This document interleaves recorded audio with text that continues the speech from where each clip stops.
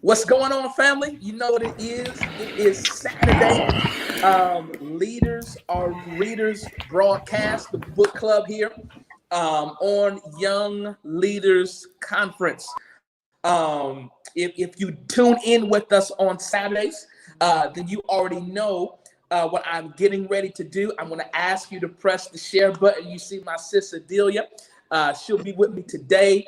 We have the one and only Denisha. She'll be joining us here momentarily. But before we get the crew in here, I need everybody to press the share button. We have a lot to discuss today. But before we get into discussion, let us know where you're tuning in from. And I got to take a moment and salute, shout out, honor, thank God for my brother and friend, the leader of the Young Leaders Conference, Elder Mark Moore Jr. We know that we have the church side down pat, but YLC is so much more than that. It's so much more than a 3-day conference. And we're so grateful for the platform and his insight to understand that, man, we have to be reading because leaders are readers. Adelia, how you doing, sis? I'm doing good. How are you? Man, I'm yet holding on. I owe you a thank you. For you and my sister Denisha holding down the fort on last week. So I am grateful for you. It just hit me that I was asking people to share, and I have not shared. So I'm going to ask you to talk to our audience for a few seconds while I go ahead and share it with everybody. Oh, looks like we got North Carolina in the building on today. All right, awesome. And we want to thank you for the opportunity last week too. You and Elder Moore. It was awesome. It was phenomenal last week, and I am looking forward to today. Like you said, we have a lot to discuss. Awesome. We got North Carolina in the building. Let me see where you're coming in from as we get ready to discuss. You guys know that we have been reading, studying, being inspired, fighting depression, all because of the information and the statistics that we have found and read in this book. So the new Jim Crow. I'm going to throw this out there. I think I did it before, but I want to do it one more time. If there's anybody who is watching, and it'd be amazing if we could do and get Miss Michelle Alexander on the line here. To be able to interview her would be absolutely amazing. So I am trying to do that and to make that happen. Let me see here. Bam. All right. So I shared on my end as well.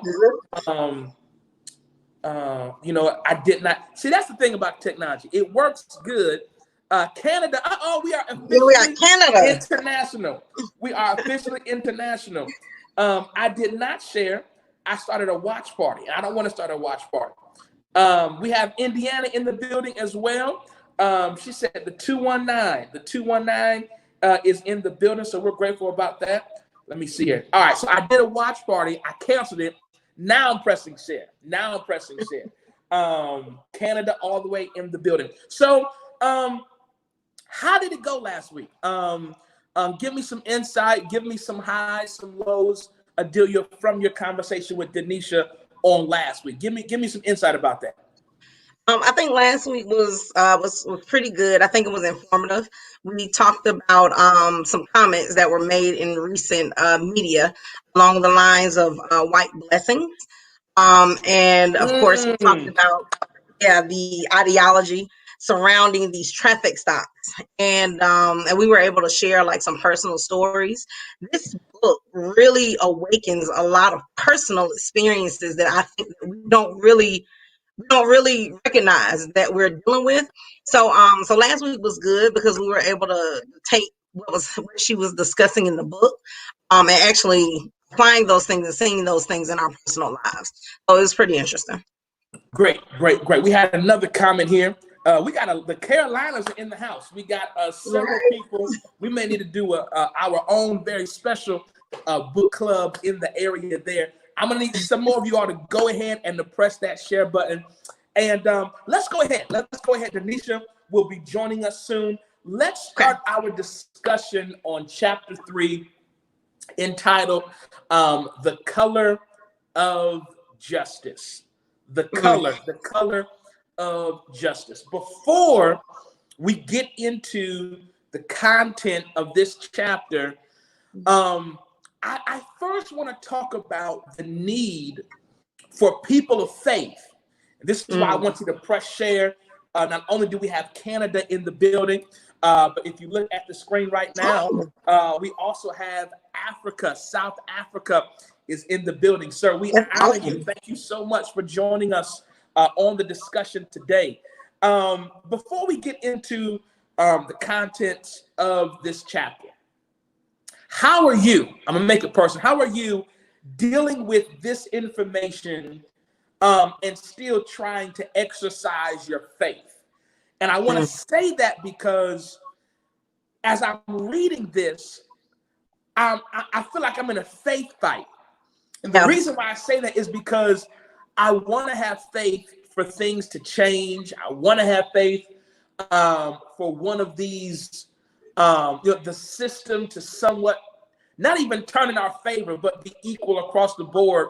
But we'll get into it a little bit later. But the amount of cases where they showed evidence and they showed numbers and they gave statistics, and it was obvious that the policing was discriminatory, but yet and still the Supreme Court did not rule against it, because the only way that they could was if they literally had somebody admit to the fact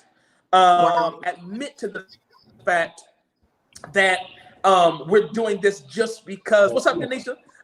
Just because they are Black. So how are you, as a person of faith, reading this information and trying to keep hope alive for our criminal justice system?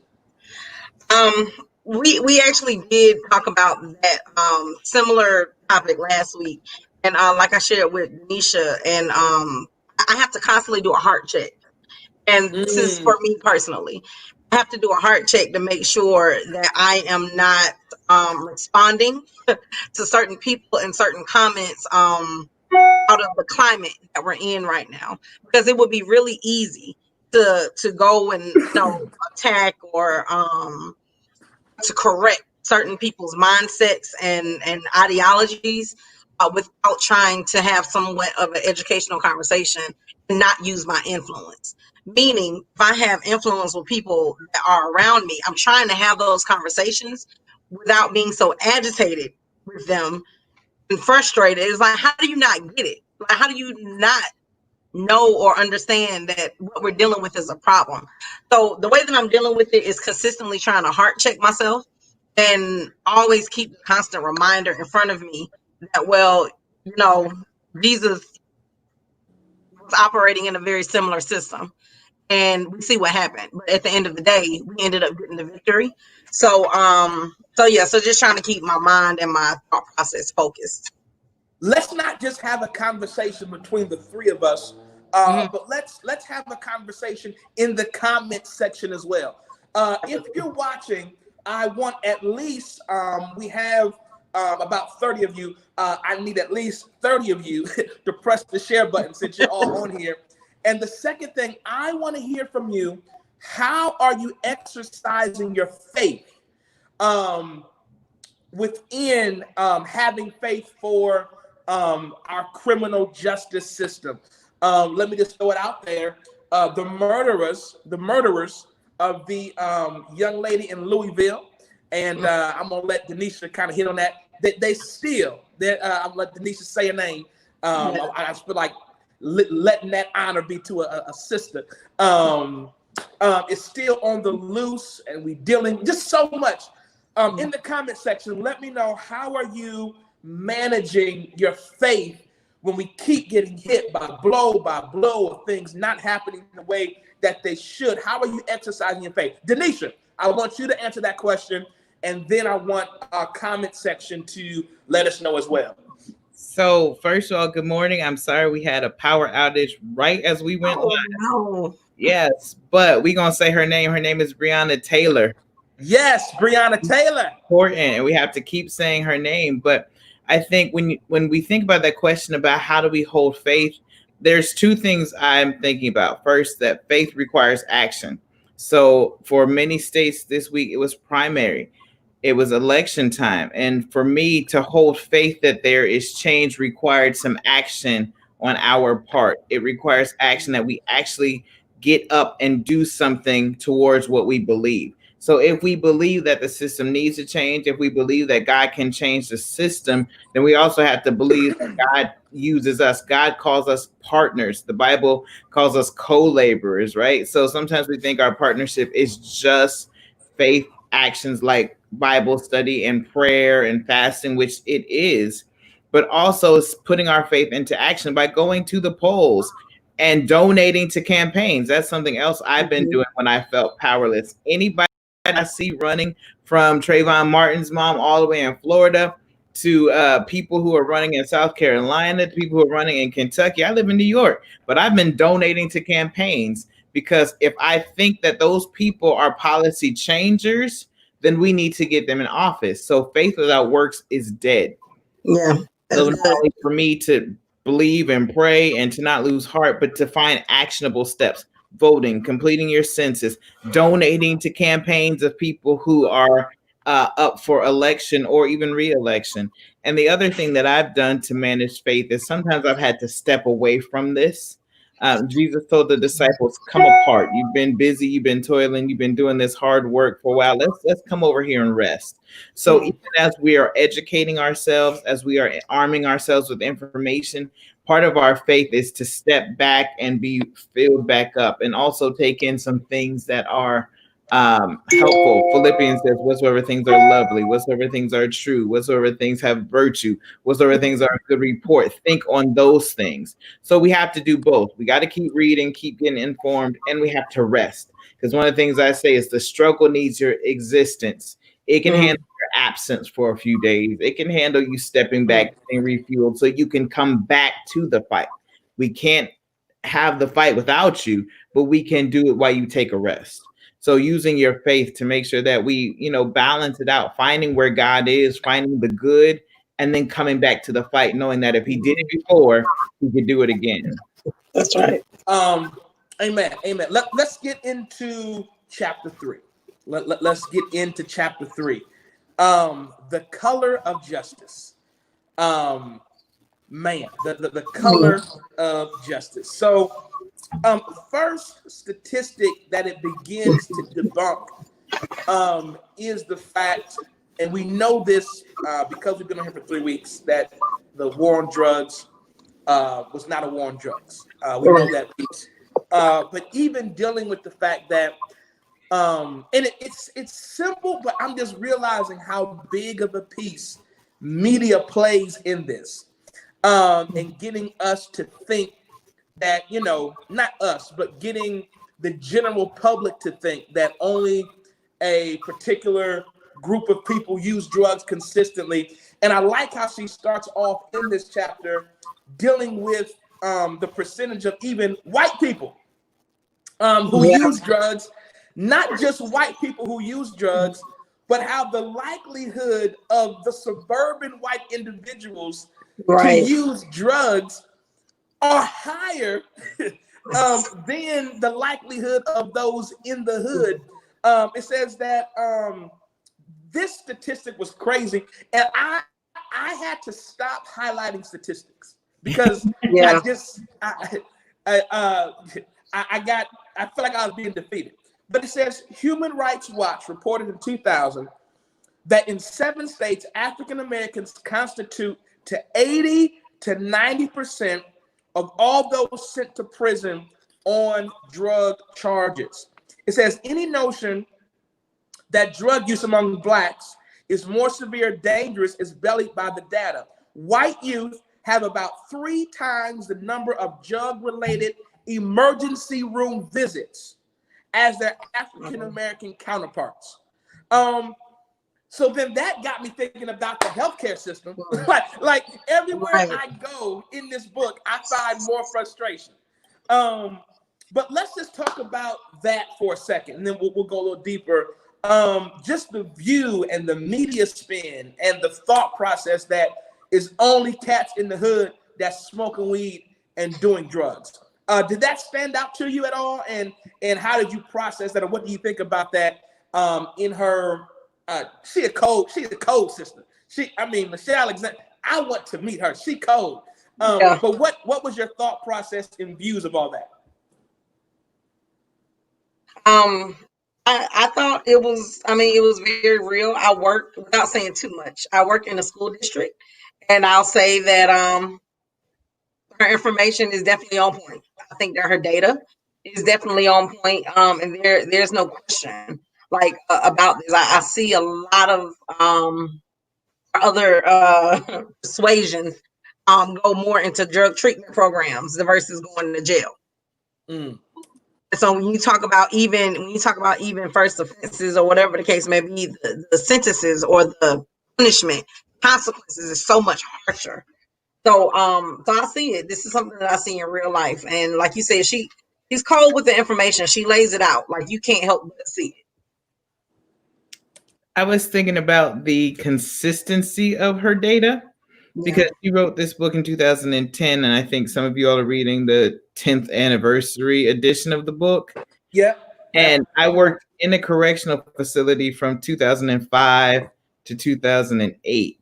And I saw the same statistics then. I saw them in her data, and I think we still see them in our world right now. When I first got to the correctional facility, I thought erroneously, when I saw that there were more Caucasian people than African American people, the first thing I thought was, see, they're lying. There are not more Black people in prison than white people. But my program was a step down treatment where it was still a facility, but it wasn't a prison. And a couple of the guys helped me out, and they said, yeah, because they send the Black people to prison. We get the drug treatment, but the Black people go to prison.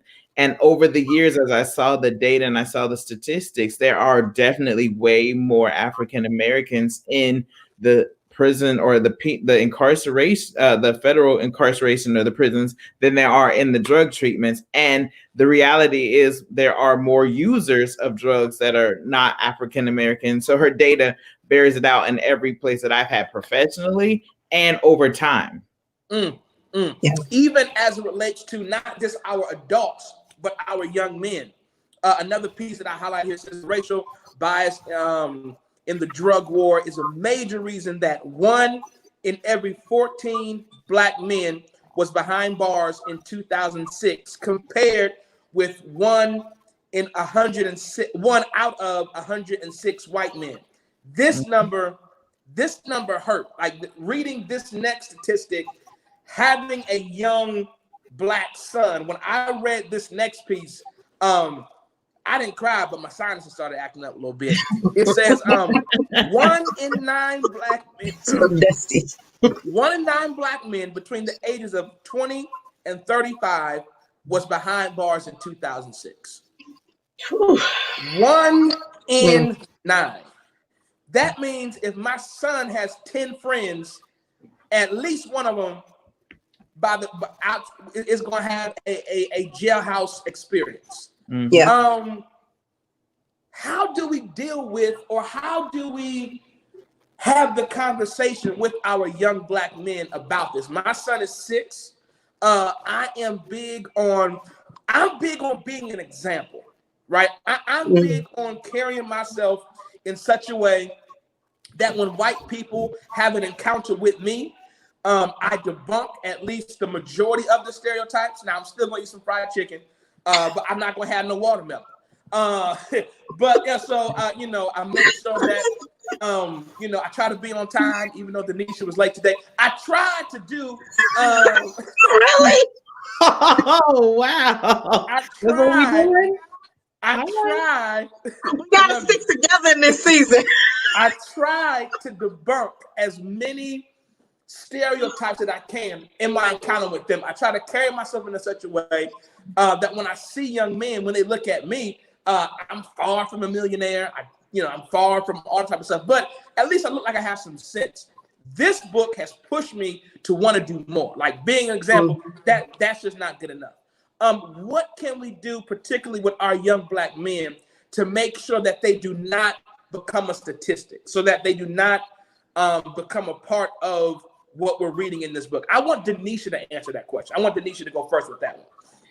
That's a hard one, because when you read in the earlier chapters and she talks about essentially the profiles that they look for, and I think the work that we have done as Black people, we have had the talk numerous times. We've had the indoctrination, the training, the coaching, and it still doesn't work, right? It's still, there are people who are completely aggressive with police and they end up dead. There are people who are completely passive with police and they still end up dead. There are people who are asleep. Say her name, Breonna Taylor. You know, so I think that that's hard for us to think about how we continue to coach our young Black men, how we coach our young Black daughters, because it's not just men that are getting killed. I think the conversation has to change. Yes, we have to tell our kids how to interact with the police, but we have to talk to the other people. We have to talk to people who from other cultures who have more power and more agency and more privilege. And as I have had more conversations with people and people have said, I did not even understand that was your experience, I watched them start to talk in other spaces, in other places. So as much as we want to have a conversation with our kids about, you know, how to stay safe, I think we have to talk to our white brothers and sisters. We have to talk to our white coworkers. We have to talk to our white policymakers. We have to talk, you know, to white media. Like, it has to be a different conversation. And I think we saw that with George Floyd. When the world saw that, not just the community, when the world saw what was happening, they started speaking to it. One of my kids organized a whole protest in like the reddest county in Ohio. Wow. And I'm like, that's work. Because they looked and saw what was happening. They wouldn't come if I tried to organize a march. Mm-hmm. So I think the conversation often falls to the victim. How does the victim stay alive? When we actually have to start talking to some of the villains. Yeah. Wow. No, I think, and we also need to start talking to some of the people who are watching so they can press share. Let's press that share button, get these numbers up quite a bit. We talk about the statistics. We talk about the numbers. I told you that I was fighting depression, reading this and just getting really just frustrated because of all these statistics. But one thing that she brings out here is the misrepresentation of the statistics at times. In that, she gives the hypothetical scenario. And I want to read a bit of this right here. It says, picture in your mind a prison hallway lined with cells, 10 on each side. They are occupied by people for varying lengths of time. Imagine that each cell holds 2 people. On one side of the hallway is reserved for people who have been convicted of drug and property crimes and who have relatively short sentences of 5 years or fewer. The other side of the hallway is reserved for people who have been convicted of violent crimes and sentenced to 10 years or more. So bam, she gives a scenario of one side, they're here for 10 years or more. The other side, they're here for 5 years or less.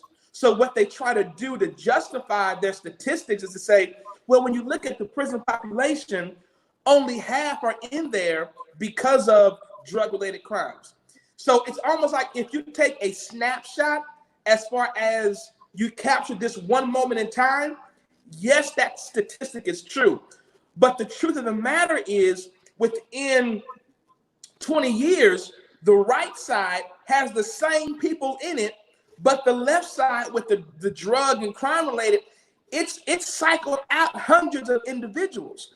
And then that even became, the word I keep coming up is frustrating, but more frustrating because it's how do I decipher the statistics or the news or the information that the news media presents us, because they're even strategic in what they say and how they say it to make their racism and their biases seem like they don't exist. So what did you guys think about that scenario, or what do you guys think about trying to manage the rebuttal that we'll get from some individuals who give us statistics that are true, but they're not really true, if that makes any sense? I think the point is that even the length of time, and she talks about this a lot, the length of time, the sentence, that's not even the real issue, is getting people the felony offense. And even if they go in for 30 days, that right left side is, if they cycle in 3,000 folks, then that's 3,000 folks that they have excommunicated essentially from society. And I think a lot of times people love to say, oh, this many people have been in prison. But I think we also have to look at the purpose and why that many people have been in prison. What were they actually attempting to do by charging, convicting, and imprisoning those people, even if it was only for 30 days? Yeah. You know, when I worked in my program, it was a 6-month program. So every 180 days, somebody was coming in and out. Somebody left that morning, somebody came in that afternoon. And Wow. even though people might feel excited that the sentence was only 6 months, it's still now the rest of your life that you are excommunicated or, you know, relegated to this status. And so the statistics of how many people will have gone through the incarceration system or the criminal justice system is essentially not just mass incarceration, it's enslavement again. Yeah. Which is why she calls this the new Jim Crow. This is the way to put African American people and other marginalized people back in that second class status. Delia, let me hear from you. Let me hear from you. I feel like me and Denisha have been going back and forth for a while. Let me hear from you on some points, or let me hear from you on some things that stood out to you in chapter 3 of the new Jim Crow. Let me hear from you.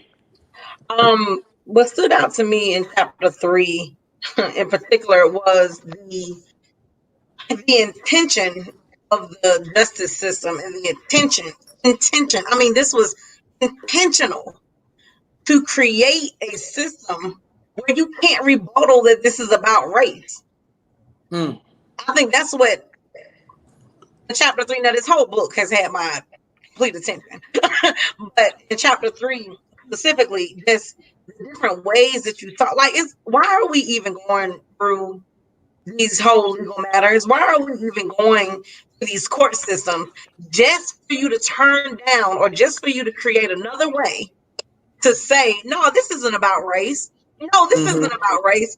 Okay, you can tell me I'm green all day long, but as long as I'm looking in this mirror and I trust what I see in the mirror, that's what's in the mirror. So my point in saying that is, you can tell me all day, you can make laws all day, and you can make legislation all day to indicate that no, this is not about race. We stop this many people, and this many people are white. Okay, well, if you stop that many people and you want to say that it wasn't about race, why are there more people that look like us that are turning up with these types of convictions, that are turning up with these types of consequences? We're getting more consequences for less crimes such as drugs than these officers are getting for murder. So when you put that side by side, it's like Nisha was saying earlier when she was talking about pulling in other people. We can't be the only ones that have the memo. Everybody has to get the memo. And at this point, I'm gonna have to shove the memo in your face and let you know, hey, we have a Houston, we have a problem. and this has moved beyond having the conversations, with our sons and our kids. Why do I have to teach my son how to act right in a system that even if he does act right, he could still be murdered? I think that's where the frustration and the fight of faith was taking place in me while reading this. Like, in this book, they talk about the young man who got choked out. We'll deal with that, but he did the right thing. They talked about the statistics. I mean, they talked about the data that they presented between what's the name of that case? Kemp is the only thing I can remember right now. McCleskey and Kemp. Like, they talked about all this information. And as you were saying, sis, it's like, all right, we're just giving them another way to say that racism does not exist. And that's where the frustration and my faith came, because it's like, we've already done a good job. And I think that's what the part of the book is helping me see, that there have been efforts, there has been a push. It's not that everybody is sitting down doing nothing. It's that people are trying, and it's almost as if we keep kicking and spitting and throwing water at a brick wall that's going nowhere. Yeah. So I've even had to have another level of sympathy, not sympathy, empathy, whatever one you want to use, for our people, not just our people who are suffering the consequences of this, but even those who are on the front line of justice and fighting, because they have, I'm like, well, they need to do this, excuse me, or they need to do that, or yada, yada, like they have, and we're still not getting any type of proper response to that. Denisha, do you have anything about that? I saw you nodding your head there. Well, I think with the word that you use, empathy, is important, because I was one of those people that would say, well, if y'all would just do this, if we would just do that, this wouldn't happen. But as you read books like this and many others, it shows you that, again, you can do everything wrong and you can do everything right, and it's not your fault. And that's where I think people, we as believers, especially even in the church, because sometimes we make it be like, if you just stop running the streets, if you just, if you just, and we don't always know the full story, right? If you just get a job, stop selling drugs, understanding that once you have a felony, even if you got put on probation, it eliminates you from so many job opportunities, eliminates you from housing opportunities, eliminates your ability to vote, all of the things that happen to people. I put up a graphic yesterday about black on black crime, and under the surface, it showed all the roots that are connected to that black on black crime. I saw that. You know, the All Lives Matter crowd always want to talk about black on black crime in that moment, but not understanding all of the things that are connected to what's the reason why. And as I like to teach in my profession, what's the trauma behind these behaviors that we see people doing? And as brothers and sisters, we first have to stand with each other. Even though I don't understand your story or know your story, I know you have one. And that is probably affecting the choices that you're making. And if we can just do better with that, we're already a little bit farther in the fight. No, it almost goes to the point of, and the point of everybody has a story. Yeah. Like that's kind of what this book allows me. I knew that, but reading this kind of gives me not extreme details, but a little more details of their story. I always try to say, and I'm a grace giver, so I'm always like, I operate from the standpoint of everybody for the most part is good peoples. If they're not a good person, something's happened to them. That mindset, you know, has been a blessing and a curse. But that's kind of the where I come from. And reading this book has given me insight, you know, because let me just be honest. And I'll be honest, I want to buy somebody lunch today. But if you have not pressed the share button, ain't nothing coming to your Cash App. So everybody who presses share, type shared in the comment section. I'm gonna randomly pick somebody, and it's gonna be Chipotle on YLC. It's gonna be Chipotle on YLC. But one of the things, what was I forgot my thought that fast. We were talking about everybody has a story and giving grace. Everybody has a story, giving grace. This is giving me an insight to the story. And let me just confess my fault one to another. I have yet to read anything in this book outside of murder that I have not done. Let me just be transparent with y'all. I have not read anything. This preaching husband of three, and you know, employed husband of one, father of three. All right, get it together.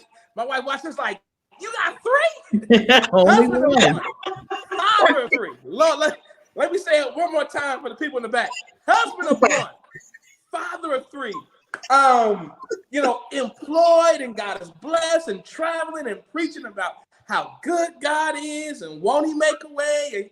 And outside of murder, I've yet to read anything in this book that I have not done. Mm-hmm. Good. Now, I was never, I do not have the testimony of I used to sell dope. No, not at all. I never done that. But I've had some weed on me, walking from one place to another. And had I got stopped per some of these cases, Yeah, easy. you Yeah, know what I'm 30 saying? So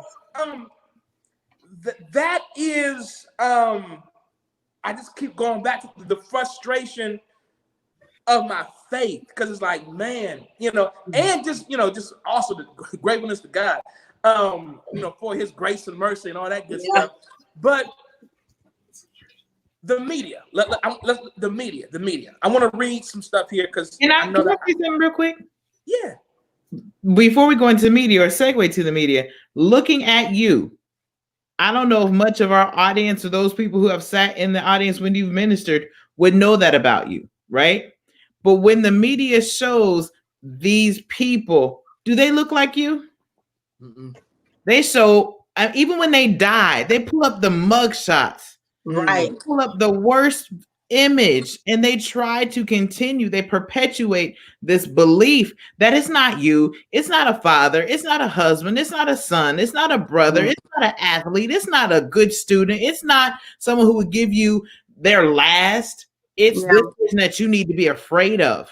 And we're justified in getting them out of the way because they're dangerous to you. Wow. I mean, that leads us into the media portion, and she spends a few pages dealing with that.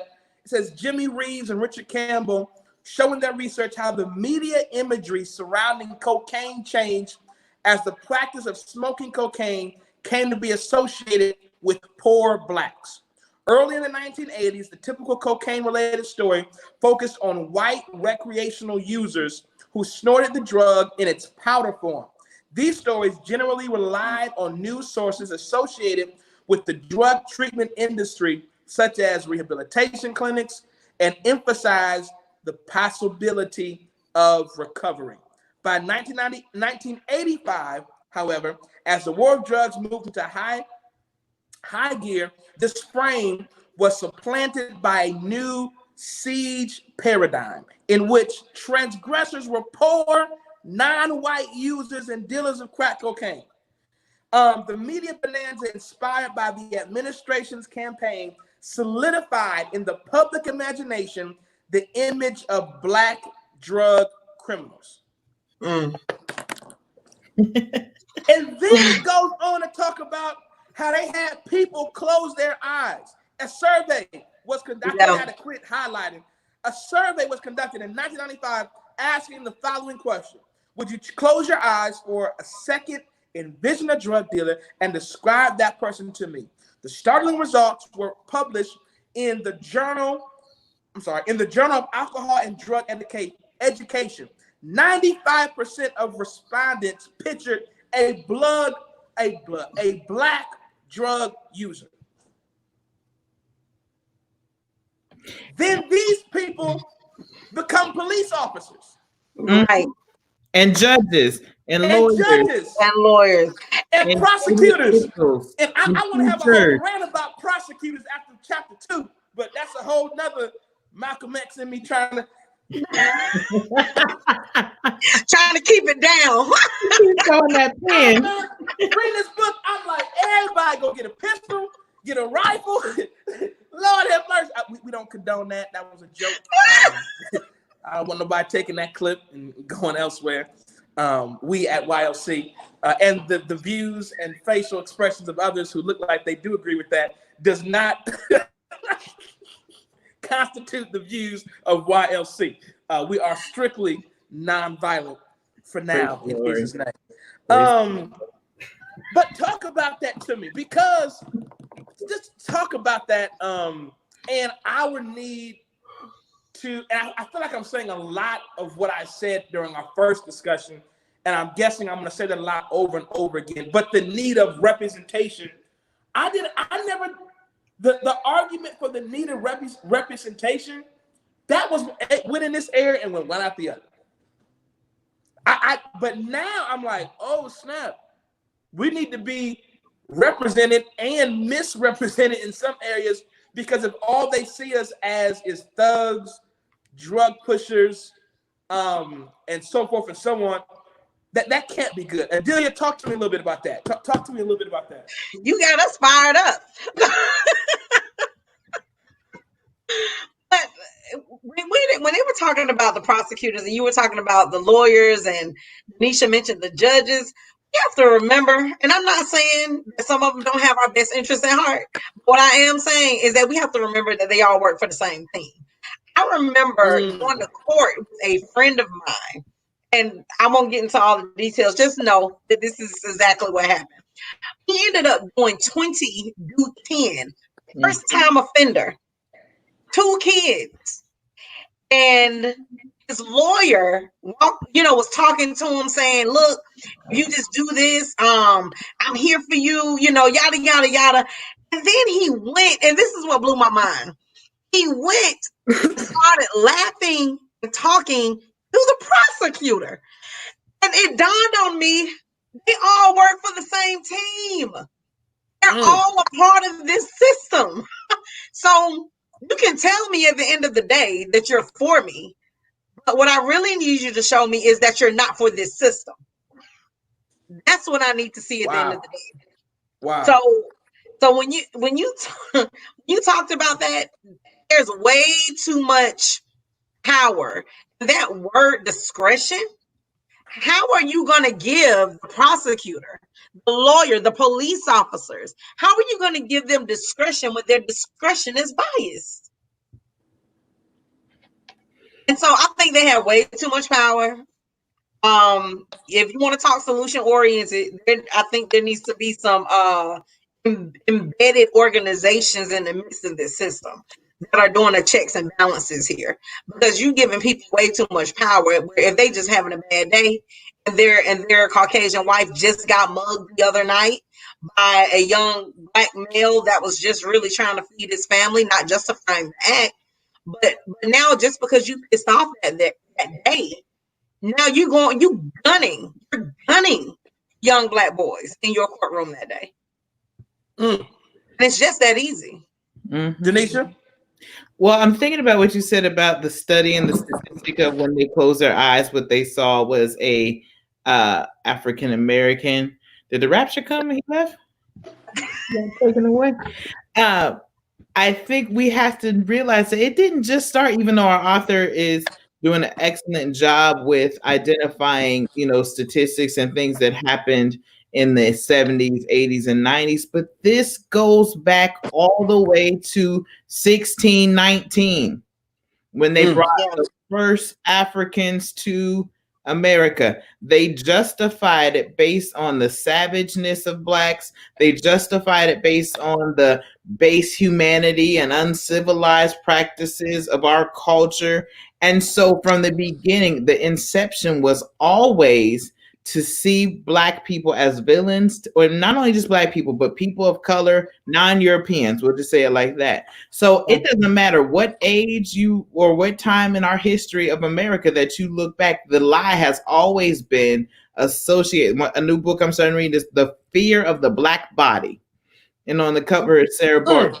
And so it's really always been this intricate idea that black is bad and white is right. So it didn't just come up in the 80s with this war on drugs where people say, oh, drug dealers, black people. The Birth of a Nation, the original movie, it was rapists, black people. Right.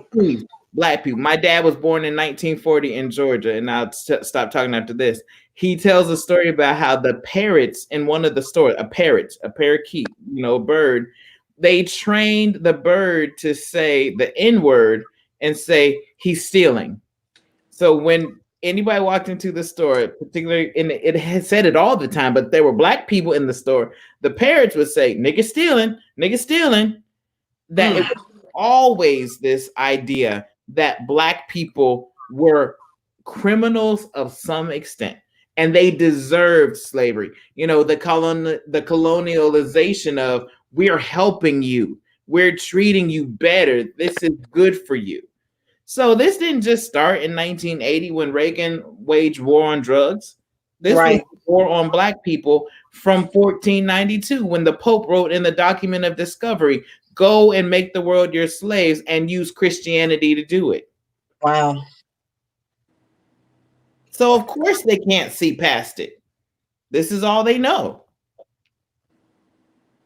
Wow. This is trying to calm down and not get riled up again. But the next piece that I want to talk about, I got about 15 more minutes. I'm still trying to find somebody who I could buy lunch for. So press that share button.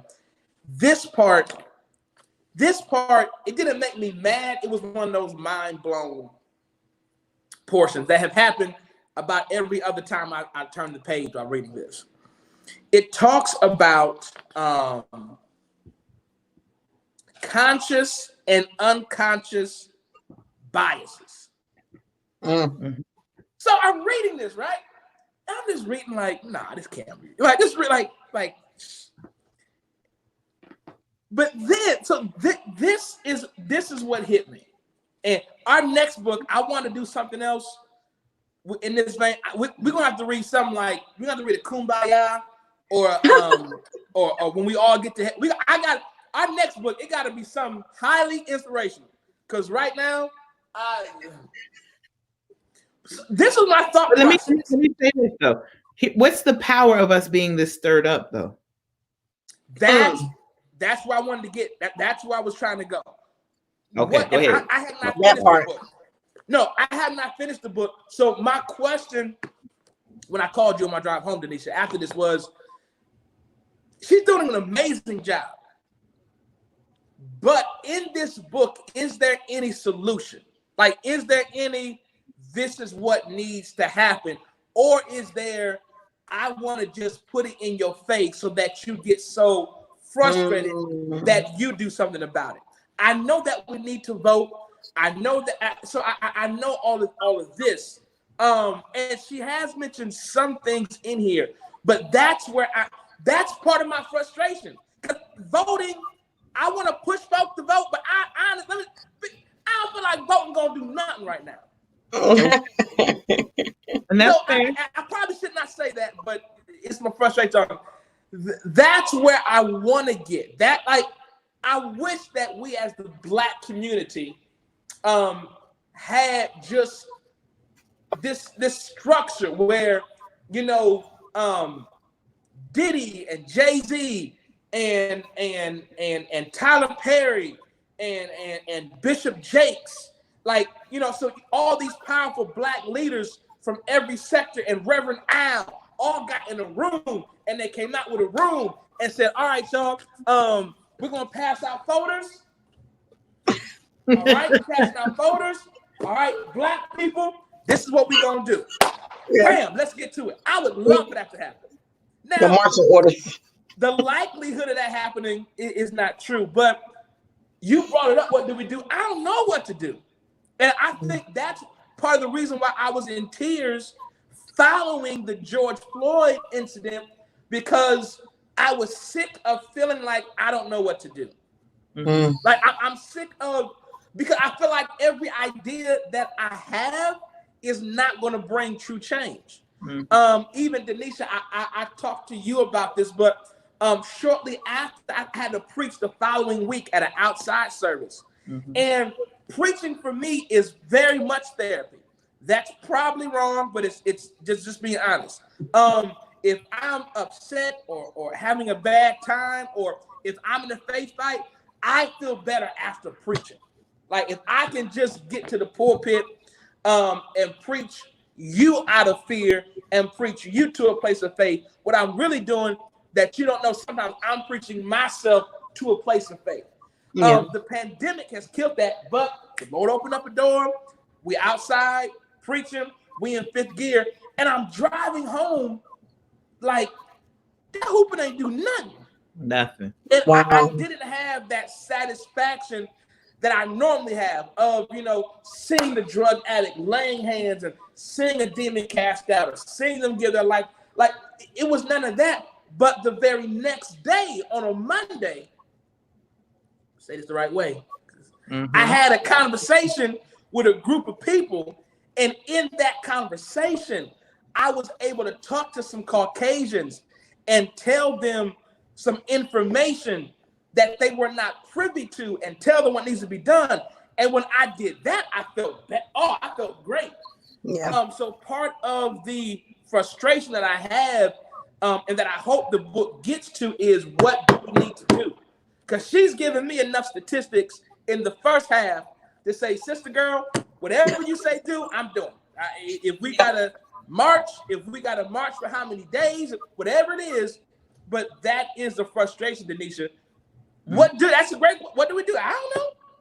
Well, whenever I watch a movie with someone and I've seen the movie before and they keep asking me questions, one of the things I'm always saying is just watch. So I'm saying to our viewers, our readers, keep reading. And I'll just give you a hint. The last chapter is called The Fire Next Time.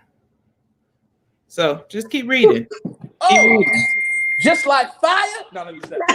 Keep reading. All right, so right? we have 10 minutes. But to the point about what do we do, I just want to say this. I think a lot of people are organizing. I've seen a lot of videos. I've seen a lot of posts. If we're not careful, going back to the question about faith or the concern about faith, we will let the enemy overwhelm us with the feelings of frustration that will move us into paralysis and we'll stay stuck. But I've seen a lot of people having initiatives and taking them and, sharing them and posting them and all of those different things. Every little bit helps. And one of our viewers said, a blizzard is thousands of individual snowflakes. So I think that's a really important thing for us to remember. And as the Bible tells us, each joint supplies strength. So while we would love to have one massive move, little movements along the way are so powerful and so meaningful. And the Bible tells us that, the sons of Issachar knew and understood the time so that they would know what Israel were to do. And as leaders, as Young Leaders Conference, we need to come back to, again, our moment of faith. We are the church. We are the moment. Let us hear from God and then move together. So if any of these leaders who are watching us, you have an idea, you have a business, share it, right? There's 5,000 people connected to Young Leaders. If you know something, share it so that way you have momentum behind it. If you wrote a book, share it. If you have a business, share it. Like, the more we all can come together with our God-given wisdom and our God-given inspiration, we're going to move. So if the Lord drops it on you, we're going to align with you. If he gives it to Elder Mark, we're going to follow him. So as leaders, let us not cast away our confidence, because it is our recompense of reward. So as we keep reading again and we're educating ourselves, we still have to stay connected to God, who is our source, and listen for his direction, and then use this mighty army to move forward. That's good. That's good.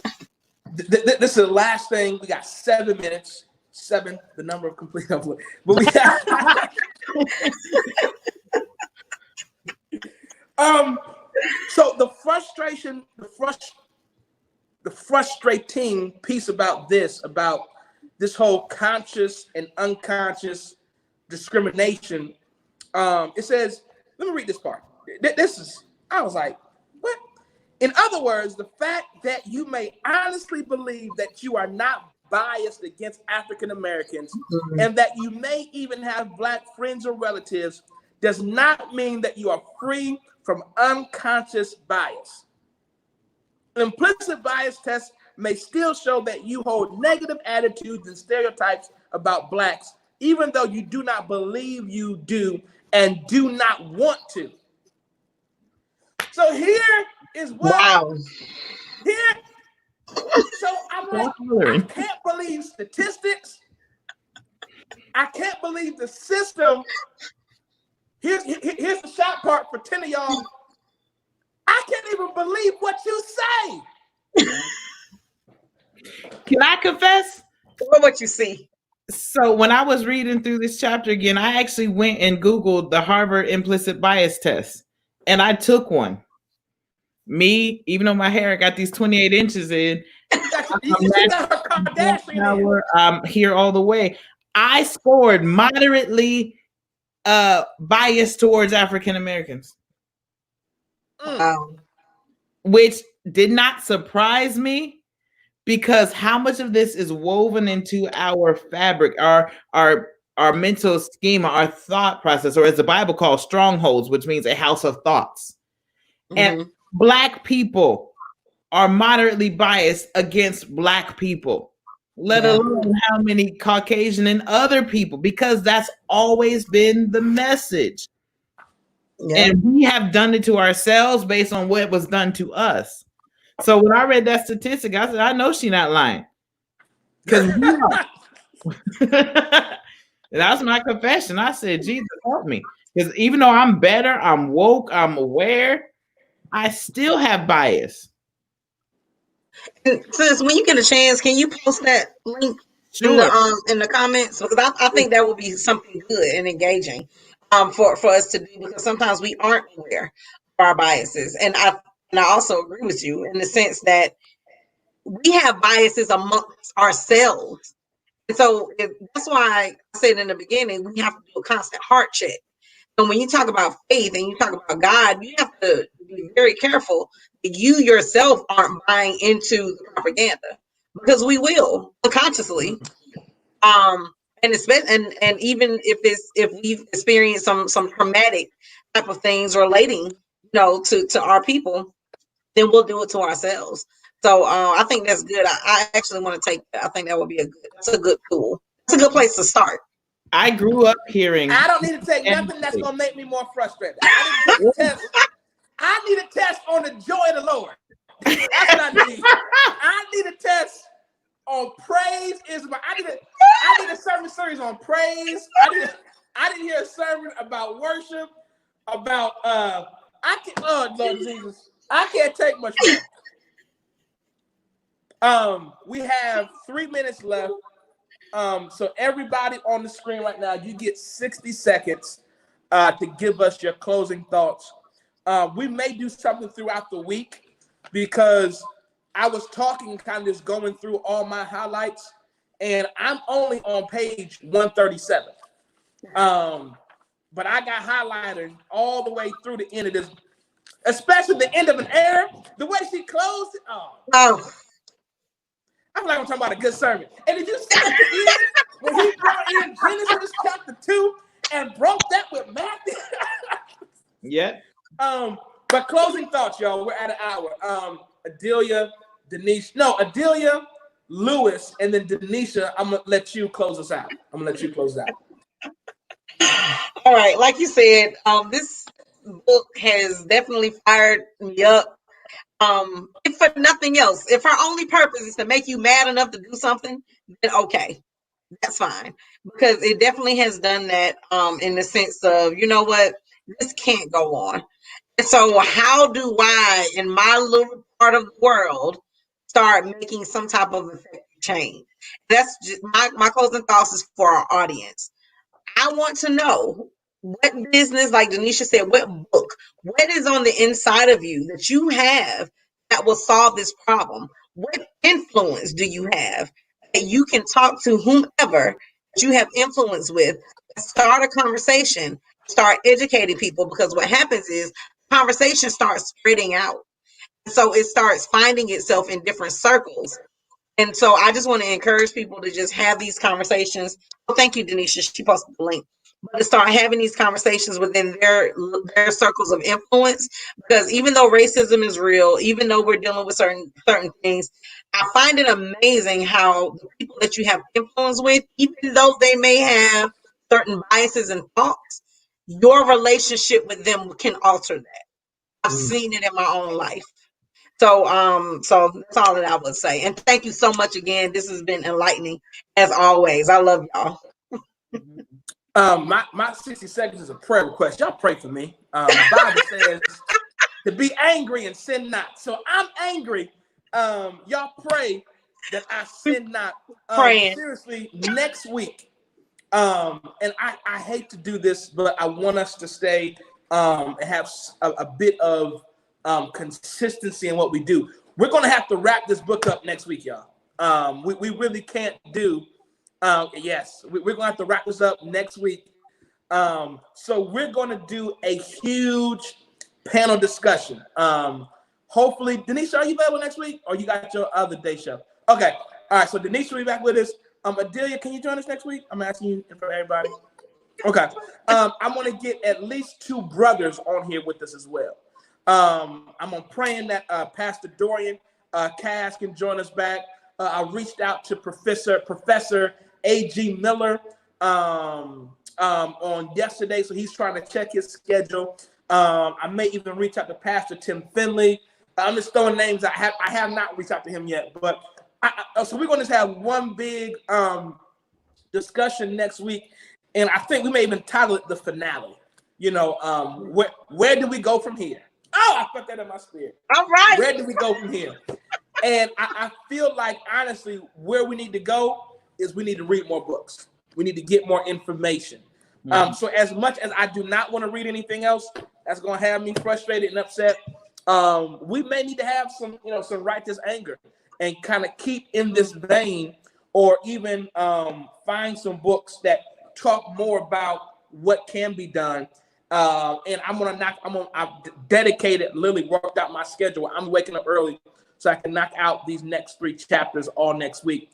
So there may be some answers in here. There may be some how-to-dos in here, and we'll discuss that next week. Denisha, you got 60 seconds. Yeah, I'm concerned. I hope you got 3 hours for next book club if you're gonna finish the last 3 chapters and have all those people, because it's so much to consider. But I was just thinking about Jesus, and I was thinking about that righteous indignation. Jesus was for social justice. Jesus and the prophets. And if you look and study the prophets, they talked about oppression. They talked about issues of social justice. So we are most like Christ when we are angry about these things. And even Jesus said, for the least of these, when you read Matthew 25, he talks about, I was in prison and you didn't visit me, right? So we're going to fully live as Christ did. That means we have to be angry about the things. And there was a song that said, break our heart with the things that break your heart. So I hope that this fire, this passion that we feel doesn't go away, but we can find a way to funnel it into action that brings change, because change is possible. We're witnesses of change. Martin Luther King and Malcolm X, in whatever capacity they did it, they ushered us to where we are now. And now it's time for the leaders of this day to take us to the next level of change and freedom, because we've come a long way from 1619. We still have a long way to go, but we can go with the help of the Lord. And with coming together and standing together, we can get there. Thank you. Our sister Joanna, I'm going to shoot you some Cash App money for lunch today. Thank you so much for sharing and being interacting with us. Inbox me. Just inbox me on Facebook what your Cash App is. I'll send you some Chipotle money. Everybody else, next week, get ready, because we're going to discuss the rest of the book next Saturday. All right. Everybody have a good week. Adelia, thank you. Denisha, I'm going to call you in a few. Everybody else, I will see you next week. Peace. All right. Y'all take care. Bye.